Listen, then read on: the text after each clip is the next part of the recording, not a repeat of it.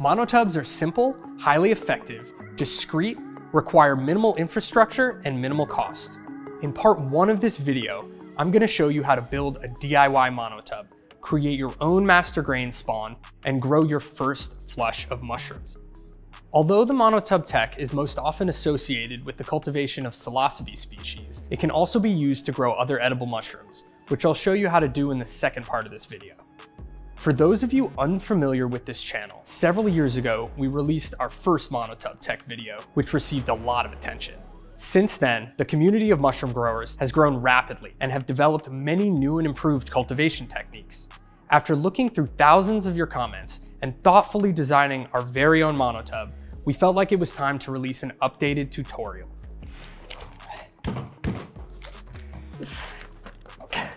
This spawn is super colonized. That's okay, just gotta get in there. Sometimes an elbow helps. If you're watching this and are realizing that you don't want to build your own monotub or don't have the tools to do it, you can get your own monotub from us at Spore.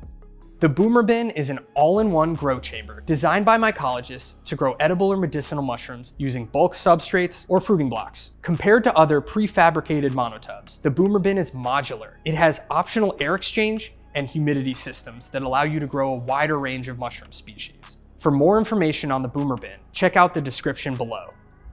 I want to thank you for watching this video. If you like our content, please consider subscribing. With your support, we'll continue creating free educational content on all things mushrooms, including cultivation techniques, foraging, and the world of mycology.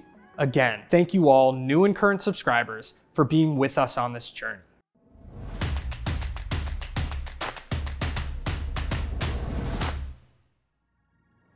The Monotub is a self-contained, all-in-one mushroom grow chamber that began as a collaborative project by shroomery.org members, working together to find a simpler method to grow bulk medicinal or edible mushrooms, by improving, or rather simplifying, the already widely used double tub tech, also known as dub tub, which has been around since the 1990s.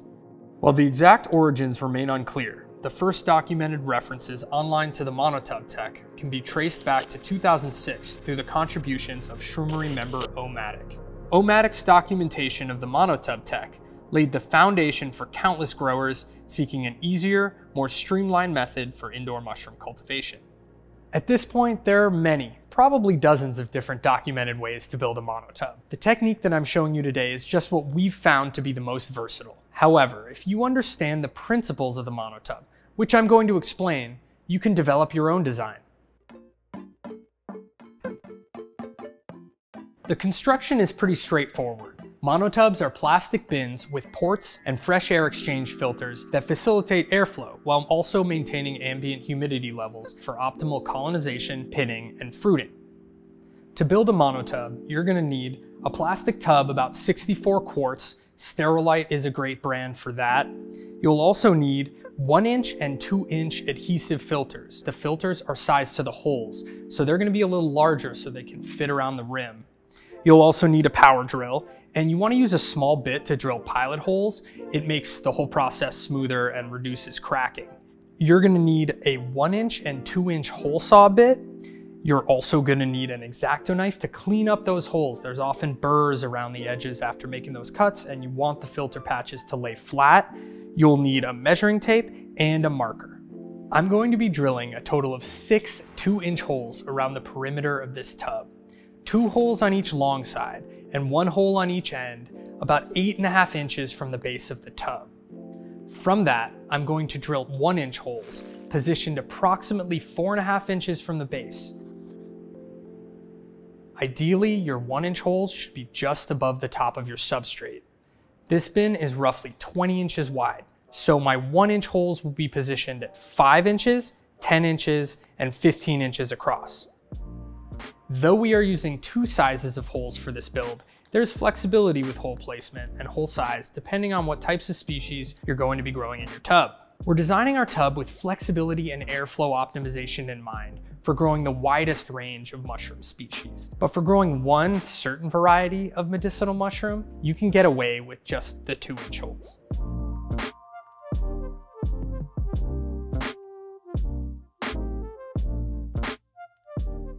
These lower holes on the ends here should be evenly spaced. It's going to be different depending on the type of tub that you're using.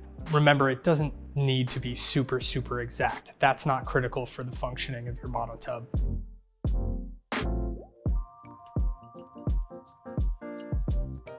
I just marked every hole for our monotub. It's all ready to go for me to use our pilot bit here to make the holes.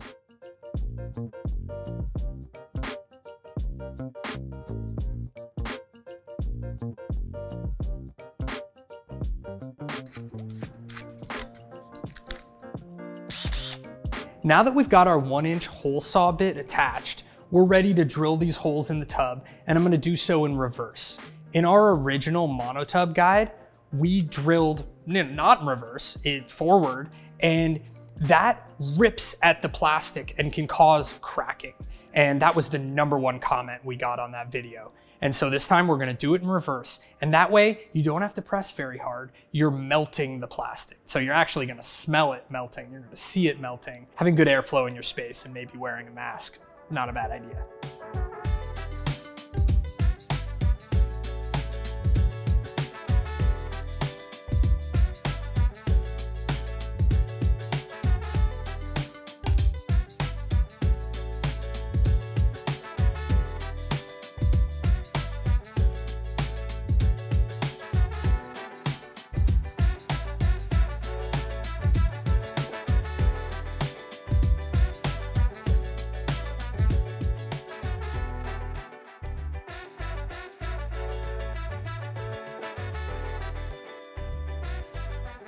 Our monotub is looking good. We made our holes and they're nice and cleaned up. All you need to do is add your filter patches from here before you start growing. Very important step. Alternatively, you can make your own filter patches using some polyfill, tape, and micropore tape. I find that stick-on filter patches are a lot easier to work with and more effective for this design. To grow mushrooms in the monotub I just built, I need to create spawn. In order to create spawn at home, you're going to need a liquid culture syringe or spore syringe, sterilized media such as a grain bag, and a clean environment for inoculation. I'll be using a liquid culture syringe today because they offer greater consistency, faster colonization rates, and they're more cost effective. Liquid culture contains fungal mycelium suspended in a nutrient broth, which has been selected for specific strain characteristics, such as morphology, colonization rate, color of fruiting bodies, potency, preferred substrate, preferred fruiting conditions, and strain vigor. With a liquid culture syringe, you know exactly what genetics you're getting. On the other hand, spore syringes contain mushroom spores. Spores are microscopic, single-celled structures that contain half of the genetic information needed to produce mycelium. Once you inject spores, you don't know what you're going to get until your mushrooms fruit. For that reason, I prefer using liquid culture. However, people have and can use both kinds of syringes, but I recommend using the former if your desired species is available as a liquid culture.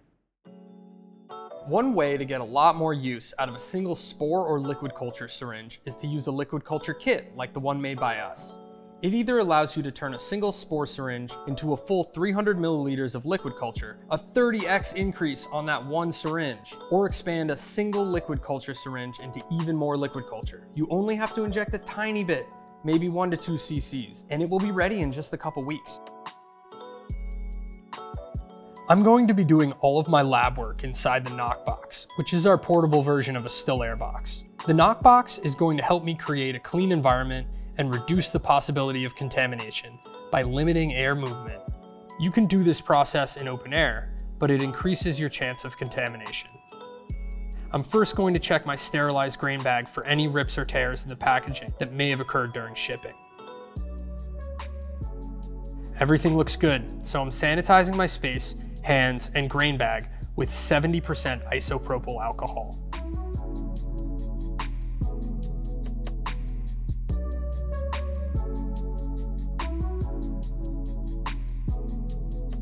Here's my liquid culture syringe. I'm using a fresh needle, so it doesn't require further sterilization. However, if you're using one needle for multiple bags, you'll want to clean it between uses. This bag is around 3 pounds, so I recommend injecting between 2.5 and 5 cc's of liquid culture.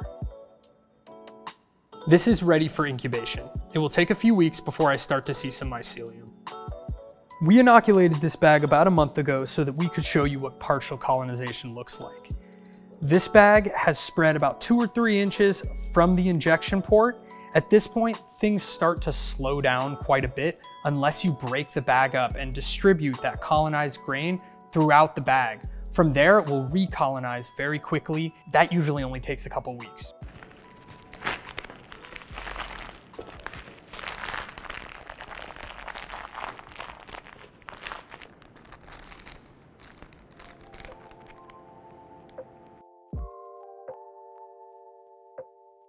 If you were to inoculate this monotub as is, you might experience an undesirable phenomenon known as side pinning. Side pinning occurs when your substrate pulls away from the sides of the bin as it colonizes, leaving space for the mushrooms to fruit from. This area typically provides the perfect level of humidity to initiate fruiting. There are a few issues with side pinning. As your mushrooms mature, they will be difficult to harvest, become particularly dirty with substrate or casing, or stop growing altogether due to low oxygen levels and space. One way to avoid this situation is to use a liner. This goes at the base of your tub and contains all of your substrate. I used 3.5 mil plastic sheeting to make this one. Liners are completely optional, but the addition of one may ease cleanup, ease harvesting, and increase total yield. Making a liner is fairly simple. For this one, I cut a square of plastic sheeting and measured it 3 to 4 inches away from the base of the tub.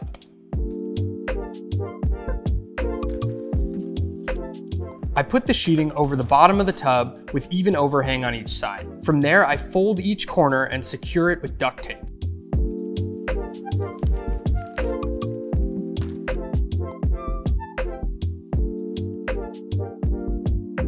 My liner is sitting in there snug. My filters are in place. We're ready to inoculate. I have everything I need to inoculate this tub right here. 70% isopropyl alcohol, gloves, a bag of fully colonized grain spawn, and 2 boomer bags, North Spore's manure-based substrate for growing those beautiful canopies. If you're not growing dung-loving mushrooms, you can also experiment with different kinds of substrate, such as wood lover. Just make sure you have the right substrate for the right mushroom species before you get started. Otherwise, the results may be less than ideal.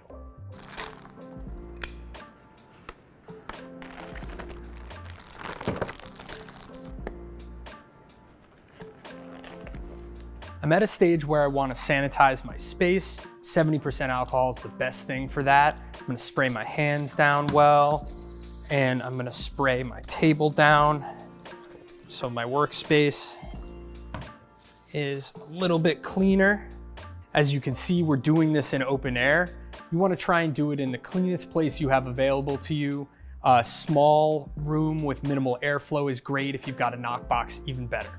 First things first, we've got our boomer material here. This is a 5-pound bag, and we just want it nice and loose for when we pour it into the tub. This is just sterile material. There's no mycelium holding it together, so that should be good. Take the second one, do the same thing.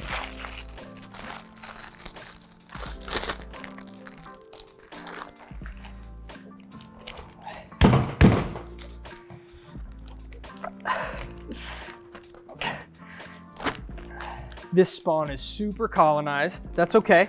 Just got to get in there. Sometimes an elbow helps. Just be careful not to break the bag. But you want to really get it broken up so that there's lots of inoculation points and it's well distributed amongst the boomer material. Could be a whole tutorial on different massage techniques for your spawn.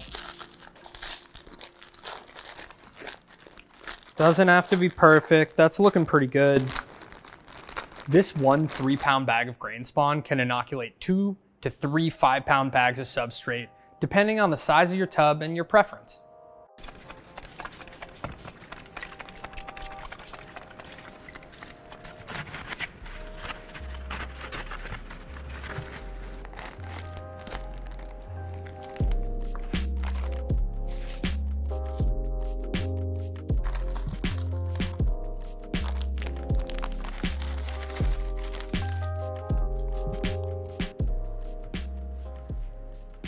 I'm getting the mixture as even as possible, breaking up any chunks and making a flat surface. A homogeneous mix of grain and substrate will result in even and complete colonization. I'm also making sure to gently pack down the substrate, which can help reduce side pinning further and get rid of large air pockets.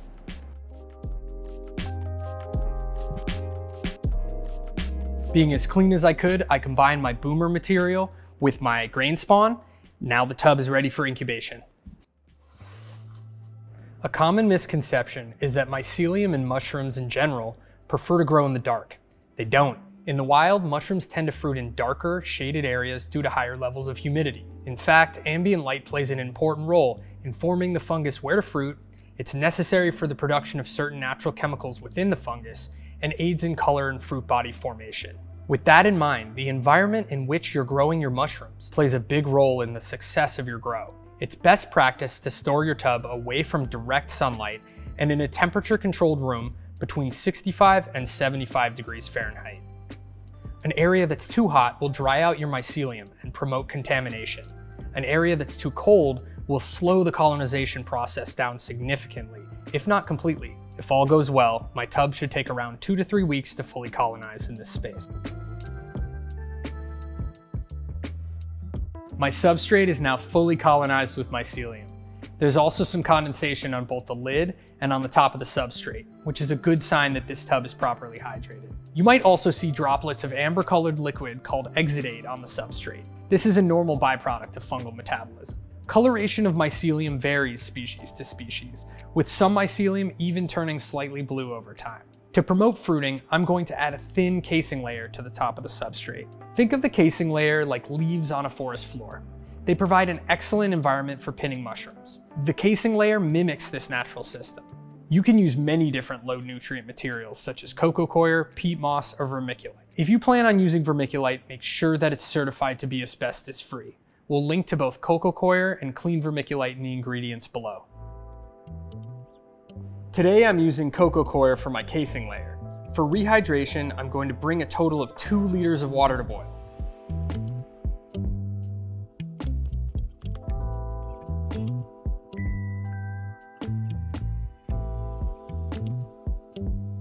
Hot water will expand the coir instantaneously. Make sure the water is coming in direct contact with dry coir as you pour.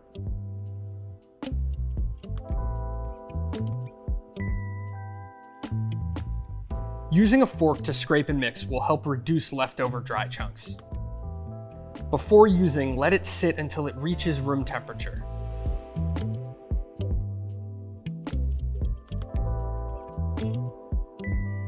To go the extra mile, you could consider a longer pasteurization. This just ensures a cleaner material and further reduces contamination potential. To do this, you'd want to boil the casing material for 30 minutes. Just make sure that you let it cool and squeeze it out to field capacity. I'm going to start by spreading a thin layer of coir on the surface of this mycelium, around 1 inch deep.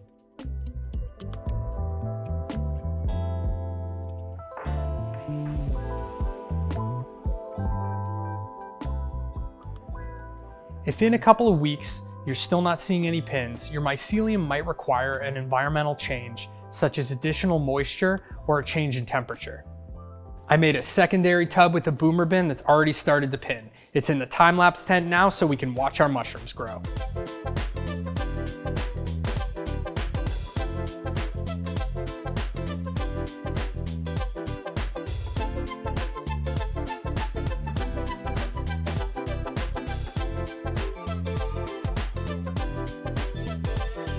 That is an excellent flush. Almost a canopy. These mushrooms are just about perfect for harvest. Some are further along than others. As a general rule, you want to harvest your mushrooms before the caps flatten out. Often once they get to that flat stage, they'll release a bunch of spores. And that typically just means you'll get less shelf life out of your mushrooms. The texture starts to suffer and they have a better density when they're a little bit younger. These could have been harvested yesterday. Some of them could be harvested tomorrow. Just remember that doesn't apply to things like lion's mane because it doesn't have a cap.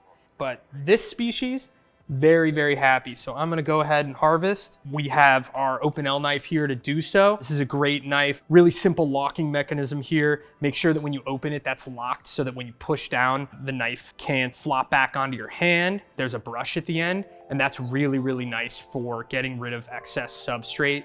Why bring that with you, you know? So I'm gonna harvest, I'm gonna trim on this paper towel here, and then we have a scale so we can weigh what we've harvested. I'm gonna start by taking them out as clusters. Look at that first one. Stick it in there. Another thing to think about, you can cook your mushrooms, but a lot of times you're gonna dry your mushrooms and you'll get about 10% at the end of that. So 90% of the weight of these mushrooms is water. Sometimes you can even just do like a partial harvest because there's a lot of babies. There's like a whole understory in here. You can just let them go until that's done. Some people would be a little bit more discerning about how they're cutting these. I'm leaving a bunch of stem and that's valuable, but I don't worry too much about that. I harvested everything but some tiny little guys in here. We have about 1.5 pounds. Look at that beautiful bin. So now what? You can put them in the fridge in a bin like this. You can take some parchment paper, put it on top, and that will keep them pretty well. Another thing to do is to put them in a paper bag. So a paper bag in the fridge really is sort of the gold standard. For long-term storage though, you'll want to dry them. Investing in a dehydrator isn't a huge investment. You can get them for like 50 bucks and it's worth it. Desiccant packets are a really, really useful thing as well. Put them in a mason jar or even a plastic bag and just have that desiccant packet in there and your mushrooms will last for a very long time, stable temperatures, out of direct sunlight. For the second flush, all I'm gonna do is really give the top of the cake a good heavy misting. And then I'm gonna close it up again and wait, and that's it. A lot of people, especially for subsequent flushes beyond the second, will choose to dunk the cake. They may dump a bunch of water in and float the cake. They may even inject water into the cake. You just don't want it swimming. You don't want pools of water. You're just trying to rehydrate. It can take a while for a cake like this to really absorb the water. So remember, give it some time, maybe a couple hours. If the environment and conditions are good, you're gonna get a lot more mushrooms out of a monotub like this. Thank you for watching this video. It was a blast to make. This concludes part 1 of the monotub video guide. Feel free to let us know what you think in the comments. Stick around for part 2, where we'll dive into automating monotubs to expand the number of compatible mushroom species. Also, special thanks to David from Eden Shrooms and our awesome content team here at Spore. See you in the next video.